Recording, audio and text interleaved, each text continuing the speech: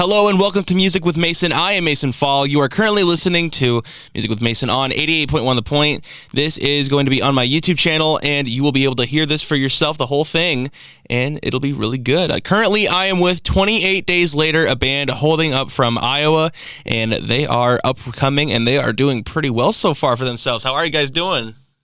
We're doing pretty good over here. How are you? Everything's going great over here. All right, so to start off, I know that you guys are going to be playing at the XBK Live in Des Moines on January 4th. Yeah, January 4th, we're playing with Dirty Blonde from Des Moines, too, and Kobe Williams and the Fantasy. Nice. Okay, so, I mean, I know you guys have been traveling all over Iowa, but is there one place that you've, like, it's the furthest you've traveled for a show so far? Like, what would you say would be your furthest traveling destination for a show? I mean, we're from Des Moines, so we just played our first show in Iowa City. And that's probably a bit of a drive for us, but we moved up here for school, and it was the first time playing out of Des Moines, actually, for us. So it was right? Yeah, I think so. Yeah. So it was a neat experience. Nice. Okay. So I did look up your bio. So all of you guys are from Norwalk? Yeah, that's true. So you all graduated together in the same year, or? No, Gino graduated a year ahead of Joey and Jake, and then Natalie is still in high school right now and finishing up her last year. Nice. Very nice. So how did you guys meet together? Like, were you guys just like, you all wanted to be musicians and start a band, or how did that go? Well, it was initially me, Joey, and Natalie. We just practiced in my basement. I was on drums and she was on guitar, and we just play along to covers of songs. And then eventually Jake came in and we became a band, and we went through a couple of singers, and Gino eventually joined and started playing shows. So, nice. Yeah. Very nice. Yeah. So I guess for each of you, who inspired you to just start playing your your instruments? Who inspired you to start singing? Like, do you guys have any like specific people who really inspired you to just start up this band? For me, it was Jack White. I think at a young age, and Jeff Buckley and Radiohead. I got into Jeff Buckley when I joined the band. Joey showed me him, and he's been one of my main inspirations now. But at a young age, Jack White, I always wanted to be in a band because of him. The White Stripes, the Raconteurs, all of that. So, yeah. Nice. Joey. Man, I don't know. I got a lot of different inspirations. I think one of the biggest reasons I wanted to play music and be in a band was my uncles, because a couple of my uncles were in a band all when I was growing up, and it was just really fun to see what they were doing and inspiring. Cool. So is it just Gino and Joey here right now? Yeah. Cool. Jake and Natalie are out of the house right now. So. I mean, hey, they're lost. You know what I'm saying? Yeah. Okay. So I also found out that in your inspirations, like who to thank, you guys met Dan Trilk and Kai Utterback. Yeah. How did you run into them? They were a couple of hometown heroes for us, I think. Dan Trilk had the music school in Norwalk, so he's the big guy if you want to get into music. And he'd do lessons, and we never did those, but he helped us with our production of our EP. So he really got us our start when it came to releasing music. And then Kai Utterback as well. He released half of our EP as well. And we met him through church, and he's a great inspiration, great guy. Nice. I also found out that Natalie also plays the flute. Yeah. She's great at flute. She plays the flute in Marseille on the album, and she's incredible. I mean, she's amazing. Very, very talented. Yeah. She played in band at school, so we knew that, and then we kind of integrated it, yeah. Do you think we'll ever get a song with a flute solo? Yeah, Marseille. On our album, the song Marseille has a flute solo in it. Yeah. Very nice. Okay, so for Joey, who was your favorite band to just start listening to? Oh gosh, there's been a lot of them. I think my all-time favorite is probably Counting Crows. Yeah. Okay. Yeah. Is that the same band that made Mr. Jones? Yep. All right. I just figuring that I'm a radio host. I should know who my bands are that I'd be playing on the radio. Yeah. And Gino, how about you? I mean, I already know you gave me some of the bands already, but is there like one that sticks out the most for you? I don't know. Probably. Oh yeah, probably Radiohead. Radiohead? I think they're geniuses. So yeah. I'm a huge song of Creep, even though that's like one of their only like most known songs worldwide. It's still a really good song. It's a great song. The Bends is amazing. That album, took me away. So yeah. I also found out that you guys ended up in the 8035 festival. How was that experience? It was a great experience. We were on the emerging artist stage 2 years ago, and we really weren't planning on playing it. But then it was like a month or month and a half out from the festival, and they offered us a spot, and we were like, can't pass that up. So we took it and had a great time. Yeah, Dan Trill gave us the contact, Jordan Malin, and then through there we kind of sent a couple songs that we had, and yeah, we got offered the gig, so we took it. It was an amazing experience. It was our first music festival ever. Yeah, and it was a good one to start out. Very fun. Very fun. A lot of people. Yeah. I also found out that Fade Away hit 1.5 thousand streams on Spotify. Is that the number right now, or has it grown more since then? Last time I checked, it had 1,750. Dang. I think, and that was 2 days ago, I think. Yeah. I'm waiting for it to update. So something like that. Yeah, doing pretty good. Yeah. Nice. Okay. I also know that. Well, I guess the kind of a question that I have for you is that how long have you guys been playing bass and singing and guitar and like stuff like that? Like, how long have you been doing this? I grew up in a musical family, and so my dad was a lead singer in a lot of bands, and through that he kind of just raised me as a musician, and I've been playing guitar since I was 7 and singing whenever I could. My sister is an opera singer, so she always taught me like technique and stuff like that growing up. And so yeah, through that, kind of took the reins. Joey, I've played piano for like 12 years, but I haven't been playing. I've only been playing bass for about 2.5 years now, 2 years. So we're pretty new to it still, I think. Yeah, I mean, you got to give respect to figuring out. I mean, it's not. I wouldn't say it's like too different between a bass guitar and a normal guitar, but you got to have it. It's super bigger compared to a normal guitar, and you got to have it down low, and you got to strum it instead of, like plucking at it. You know what I'm saying? Yeah, you're totally right. So I also found on a festival that you guys managed to get on WOI TV. Yeah. So how was that, like being on the news and getting your name on a live television set? Like, did they come up to you, or did they just film you in the background? Well, we didn't know till after, and they were just like doing a normal report during our set. Right. During our set, 35. Yeah. And I didn't know until after my grandma texted me and said, "Hey, I saw you guys on the news." I was like, "That's crazy." So it was awesome. Yeah, that's pretty cool to hear that. So, I don't know if this is just Jake's thing, but how long has he had that hat? Oh my goodness, probably about his whole life. That hat is so old. Is there a backstory to that hat? Like, was there something special about it? Like, I just know that he wears that thing like a lot. With Jake, his stage outfits are normally just a plain casual outfit, and then he'll just throw in something weird like that hat. Yeah. And so for 8035, he had that hat on, and I don't know, it was just, I'm gonna wear this hat. And so he did. Yeah, I mean, no backstory, probably. I mean, there probably is a huge backstory to it, but we don't know. Yeah, he just grabbed it one day and then went with it. So yeah. Oh man. I also saw on your thank you page that you guys played at Skornovaca's Ristorante.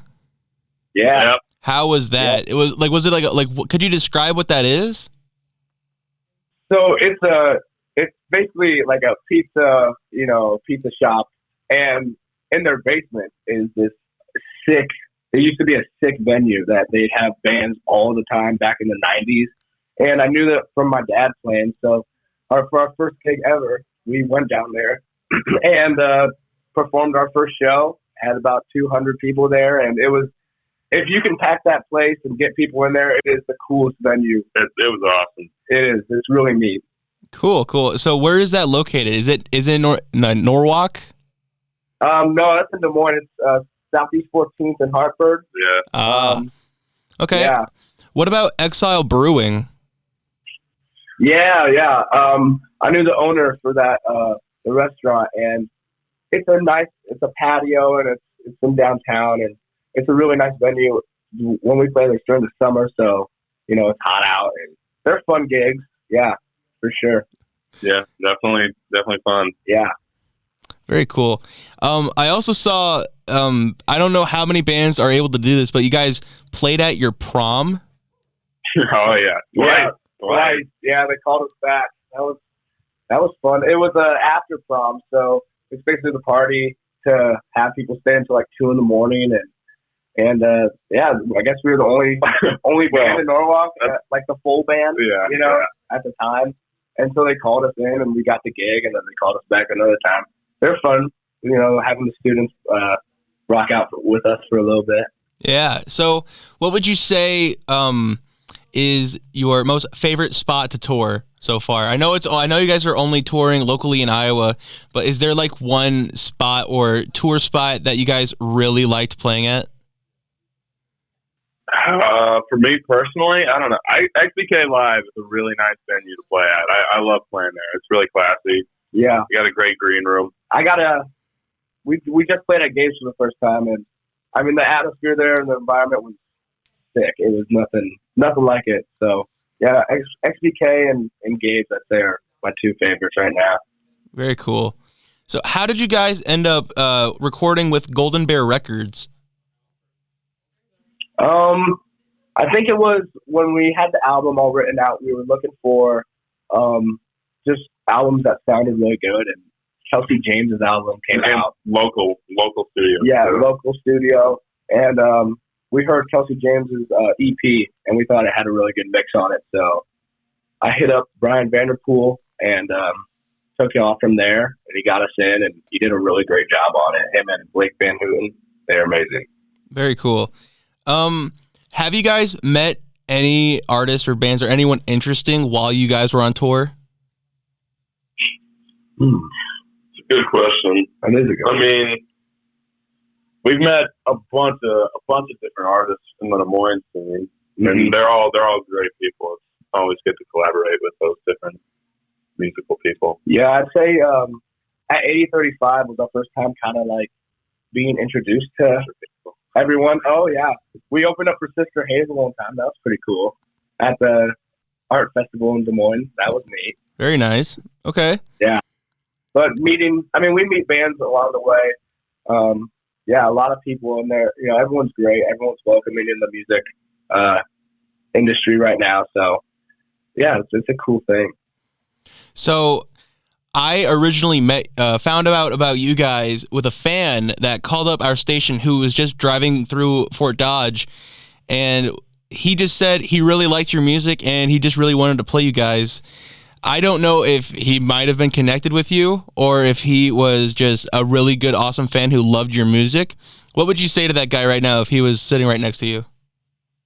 I thank you for listening. Thank you for support. Thank you for, preaching the word and getting it out. I mean, there's nothing else I can say. That's the greatest thing. That's the greatest compliment for a musician is to tell someone else about your own music, and getting us on the radio station was amazing. That's cool. I mean, it was super incredible, would you say that's like kind of a really cool milestone to know that someone called up a radio station just to specifically play you guys only? Yeah, it was.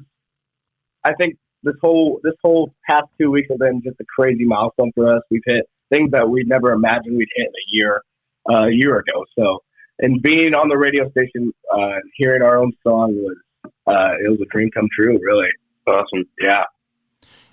So what is the future for 28 Days Later? Do you guys have an album coming up soon, or is there anything like a single hit or something like that?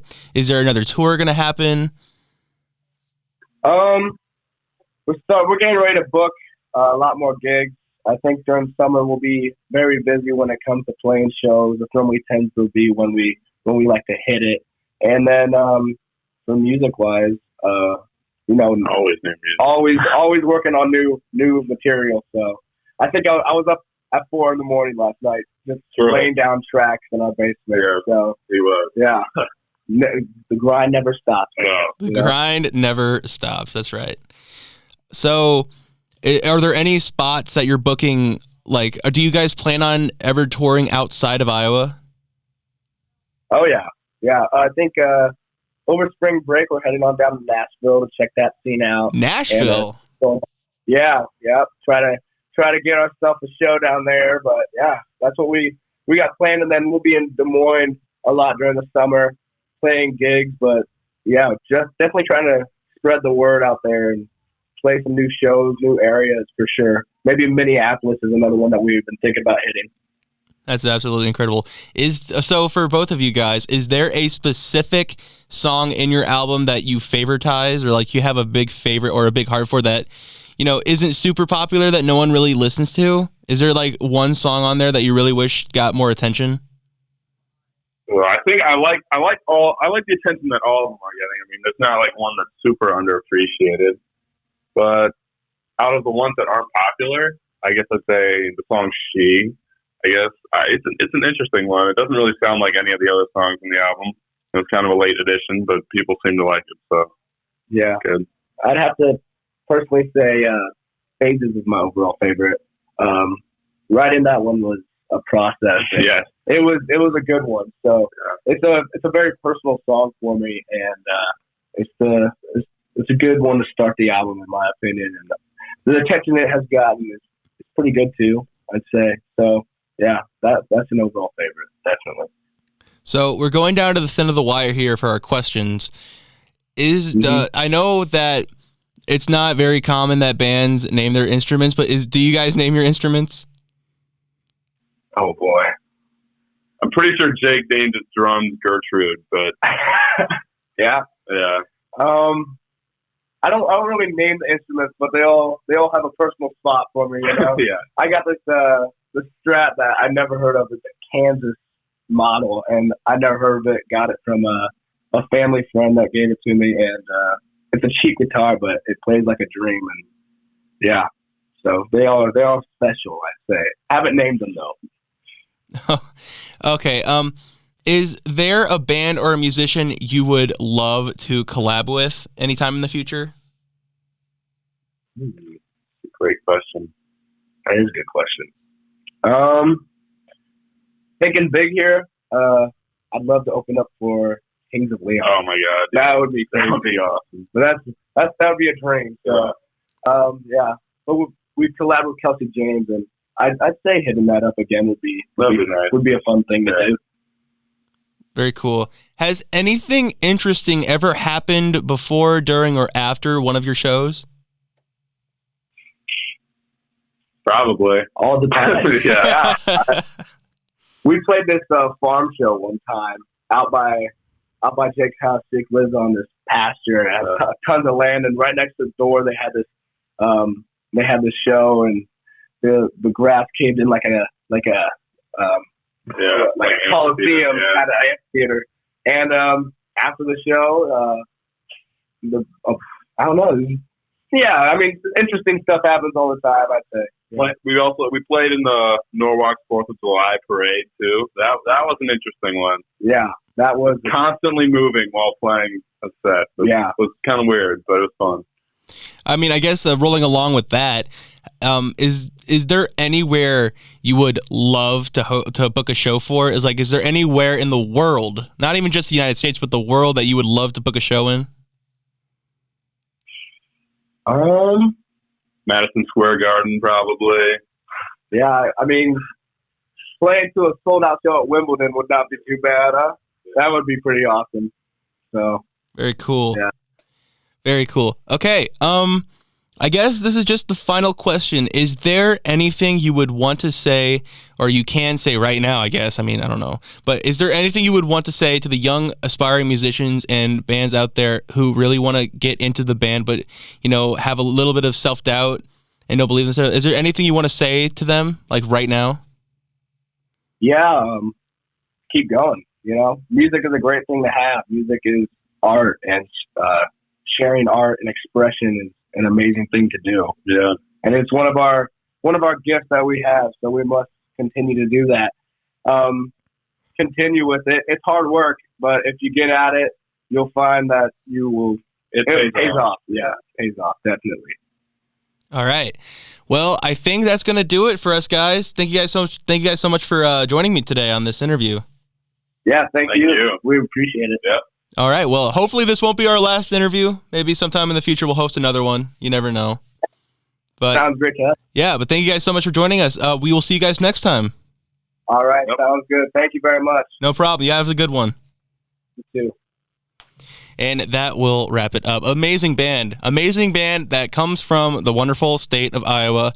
Hopefully you guys enjoyed this one. If you haven't seen it already, my interview with Mark Leon from Widow 7 is out and up running on the YouTube channel that you will see if you check on the profile. Thank you guys so much for listening in. A huge thank you to 28 Days Later for reaching out and letting me interview them. And I can just say that, they are an amazing band, and I really think you should listen to them, and you should also make sure you book some tickets to go to the XBK Center and go ahead and watch them play, as they will be opening up for Dirty Blondes on January 4th of 2024. So a nice little kickstart for all the the new year. You know what I'm saying? So if you guys really like this, you can follow me, hit the subscribe button, go ahead and like this, and go recommend it to your friends. Go ahead and post it on Facebook, Instagram, Snapchat, whatever it may be, because we are not even done yet. We might even get a few more interviews with Leather Duchess, the Backfires, and maybe even a few more aspiring artists alone here at Fort Dodge and Iowa Central Community College. So thank you guys so much for joining me today, and we will see you guys next time.